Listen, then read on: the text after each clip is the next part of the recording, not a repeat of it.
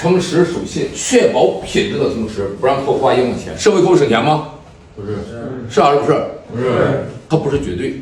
也就是这个东西，你修完了，确保能用得住，而不是修完换完胶套了，回头干啥？那个球头没跑多长时间就坏了。你得确保它行驶10万公里坏的，你换完之后还能保证它下一个10万公里，而不是换完胶套了，是给它省钱了，结果呢再跑3公里，球头坏了，还得换一个，是不是花冤枉钱了？特别是像路虎的直臂挡胶套，那胶套有没有提供？有的，咱们能不能换？不能。为什么？球头也坏。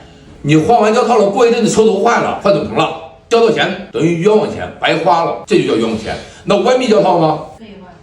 为什么？因为那个球头最少它得行驶到20多万公里，它才会有问题。那个胶套多少公里啊？基本上也就是12、13万公里吧，早一点的基本上就9万公里吧，差不多吧。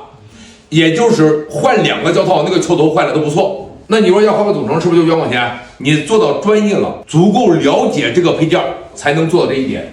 诚实守信，确保品质的同时，不让客户花冤枉钱。但是有个前提，你不是为了挣钱，为了盈利，是为了解决客户的问题。修不好分文不收，这个都能理解吧？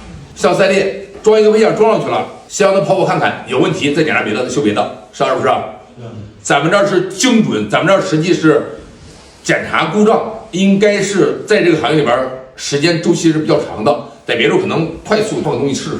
咱们这个一般都是去测一次又一次，测一次又一次，就检查的出方案的那个时间比较长，更换配件那个相对来说快一些，是因为在想精准判断到底是哪的事儿，尽可能的不要去更换配件去试。当然咱们也有更换配件试的时候吧，是吧？也有说实在拿捏不准是哪儿了，换配件试试，有没有？有的。所以说呢，咱们换上了，如果问题没解决怎么办？不收钱，一分也不收，跟客户没关系嘛，你把这个配件给它拆下来就完了嘛，是不是？就这么个情况啊。发现假冒假一赔10，当然这个事儿的话是怎么能确保品质？一定是严格要求库房里边去把控好配件的品控。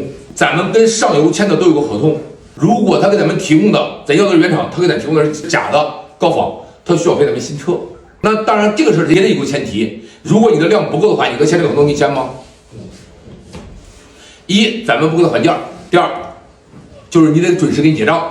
然后其次，你得量够，我就从你家一件采，然后我又不给你还件，我又不追求你一定给我的价格比别人家低，我就追求什么？你只要不比别人家高就可以，但是前提只要保证我品质就可以。这个就是一旦发现假冒假一赔10，实际在这合同上体现出来的是发现假冒赔新车。